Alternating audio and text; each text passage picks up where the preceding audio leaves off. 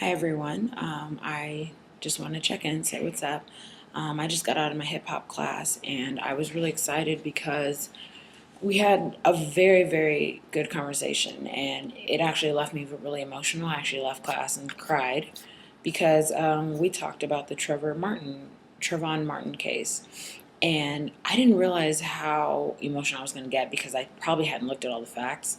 I'm a journalism major, so sometimes like all the news just gets jumbled in. So you don't remember all this one case and you forget about another case. So my teacher kind of lays out a lot of the information that goes onto this case. And when I mean that I left very, very angry, disturbed, really hurt, and just kind of like not even knowing how to handle it, I kind of wanted to share that with you. Now we're talking about a 17-year-old guy who was shot by a 17-year-old guy who was 140 pounds that was shot by a guy who was 250 pounds that had a 9mm with him.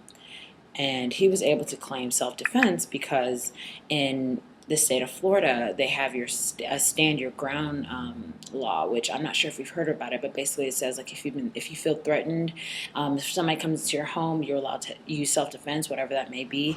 And it also says that you can use like fatal use of self-defense, which could very well mean just to kill somebody if you feel like you're endangered or might be harmed. You say like this guy was 17 years old.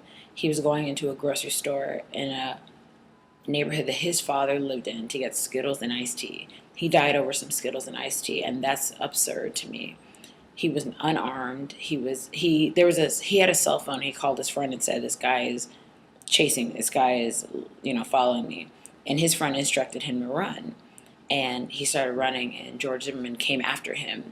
So once you start running after somebody, it's not self-defense anymore. You're legit trying to hurt somebody, and I don't understand why America has not seen that.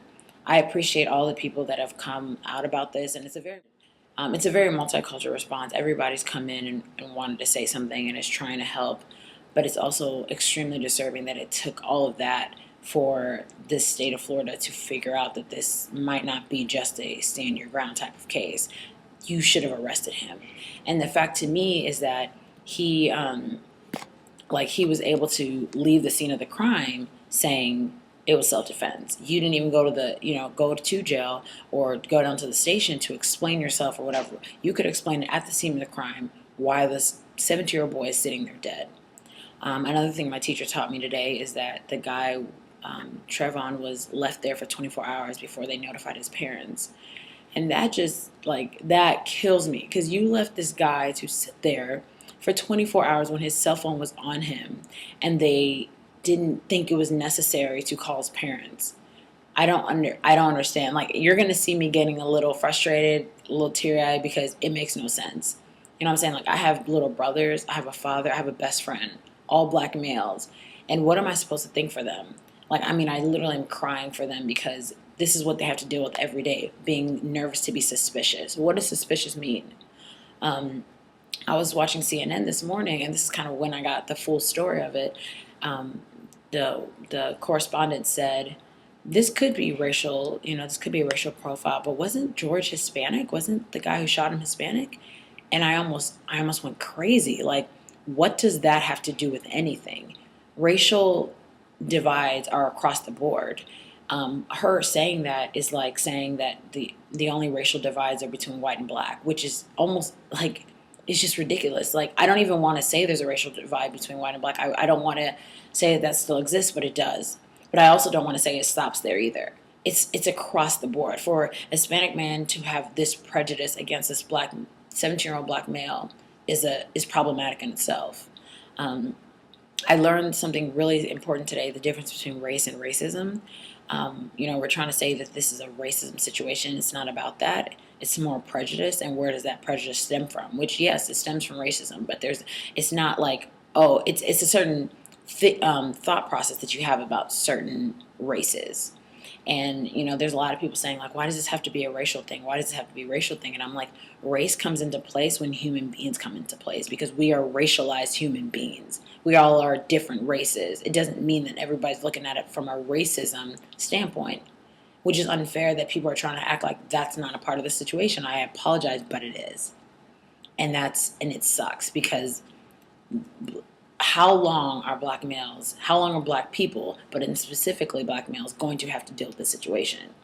I mean, every time something like this happens, there's an uproar, couple months, couple weeks, whatever the case is, and then it dies off.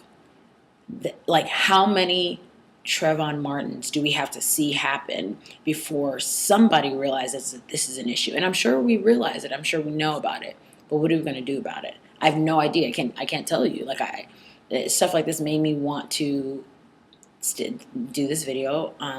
Made me want to start a new story at my news station. Like, it makes me want to have a voice that speaks for these people that are having to deal with the situation, and for men who are profiled on the regular basis. Like, I'm not going to necessarily know what that's like because I'm a black female. I have my own things to deal with, but as a black male, it has to be hard. I watch my brother, I watch my dad, I watch my best friend. Like, they are all very intelligent people, but they have to be 10 times more intelligent than the next person to prove that they're even on the same level. Do you see what I'm saying? Like, why? Why is that the case? To just give more information about all the things that I learned today. The shooter, or the killer, Zimmerman, he has called the cops apparently since January 46 times, to complain about different things. He's part of the neighborhood watch in his neighborhood, which is also gated, and which is another reason he felt like he had something on Trayvon. He's in a gated community. How could this black male be here in that space? As if anyone's allowed to say where someone's allowed to be. Do you see what I'm saying? Like, do you understand why that is just so problematic? He talks about, they also talk about how he called the cops 46 times for different complaints that some were a little bit outrageous. And the neighborhoods, a lot of the neighbors were also saying that he has a very complex way of dealing with things and is very confrontational sometimes. They've complained about it before. But none of that came into play when it was time to arrest the guy who took a gun to kill somebody because he was suspicious. He had nothing with him but some Skittles and iced tea. Like, Skittles and iced tea is why somebody would look suspicious. I think it's sad that we had to bring a federal eye to this situation for somebody to actually see how much of an issue in general that it is. I think another thing that's really interesting is that I don't know if you've heard the conversation between the dispatcher on CNN. They had it on ABC, and George Zimmerman said, this guy looks suspicious. This guy looks suspicious, and he said these assholes always get away. Who are the assholes? What assholes always get away? Who is he talking about? Is one thing to consider. Then the dispatcher says, well, what race is he? As if that's gonna be able to sum up how suspicious this guy looks. You know what I'm saying? As that was supposed to answer the question. He answers the question. He says this guy's black, that kind of thing. And then he hears George, and I'm sure I'm skipped some steps in the conversation, but then he hears George running towards Trayvon. And he says, what are you doing? Are you going after him? He said, yeah. And the dispatcher says, we don't think you should do that. Really? You're a dispatcher. You are consciously aware that this guy is about to go after somebody, pursuing somebody, and your response is, we don't think you should do that. Your aggressiveness would have came into play in other times, in times that were inappropriate, that were unnecessary. But at this moment, when you could have literally tried to stop somebody from killing somebody else, and you might not have known that that's what they were doing, but he was pursuing Trayvon. He was running after him, panting. And your best response is, we don't think you should do this. Pathetic. I think it's pathetic. And I think it's so sickening. I mean, I can't imagine how his family is right now and how they feel about this situation. My heart goes out to them. My prayers go out to them, because it's just so unfair that, you had what was portrayed to me as an amazing son, yet you lost him because somebody else felt that he wasn't up to caliber. He didn't belong in that space. Even though his father lived right there. And like I said, they let him sit for 24 hours with a cell phone on his body. Did not feel like it was necessary to identify him. Said it was unidentifiable. What the hell? Like, I don't understand.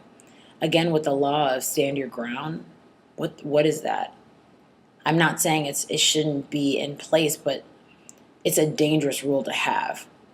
to say that somebody can stand their ground. If there's no one around, I can kill you and say it was self-defense. Like, do you understand how terrible that is? I can literally shoot you and say that it was self-defense.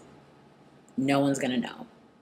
And in those 16 states that have that, it makes me want to really look up what else has been gone under wraps that we don't know that we don't know about, that didn't get the federal attention that this case is getting right now.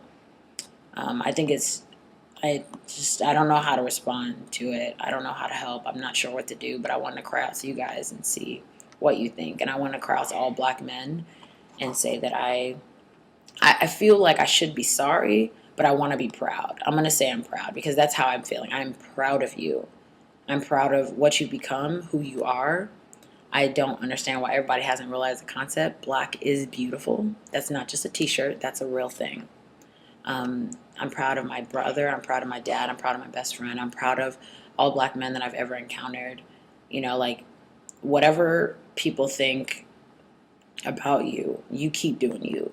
You make them notice how special and amazing you are, because I think it's terrible that we lost somebody who I'm sure could have been an amazing part of society because somebody else was ignorant and was pathetic and was sad and was still set in a very prejudiced mindset. And everybody has biases. Let's admit that everybody has biases. But where do those biases come from? For one, the media. For CNN to say, it could have been a racial situation, but maybe not. He was Hispanic. I don't care. It doesn't matter. And another thing that I feel like they had to prove to us was that Trayvon was a good guy. They had to paint him in a picture-perfect world. They said that he's a good kid and he got good grades and he played football and he was athletic and that thing. And he was on suspension at the time that this happened because of tardies. So once they painted this picture, then we could defend him. And I think that's, again, pathetic. Somebody was shot point blank. This is a very clear situation. I'm sure there's other things that go into it, but are we just going to start shooting people because we feel threatened, because we feel like they're suspicious as a person? Like, dude had nothing on him. And I don't know. I feel like that's just, it doesn't make sense. It's sad that we're 20 years later, we're still having the same conversations. This is just the most disturbing thing ever, and it's so sad. So I just wanted to share that with you guys and see what you think and kind of get your response. Like I said, I'm proud of you. Men, women, all of you, I'm proud of you. Doesn't matter your race, doesn't matter who you are, but I want everyone to realize how important this situation is to American culture, to African American culture, and to where we're going to be going in the next 20 years. So, again, thanks.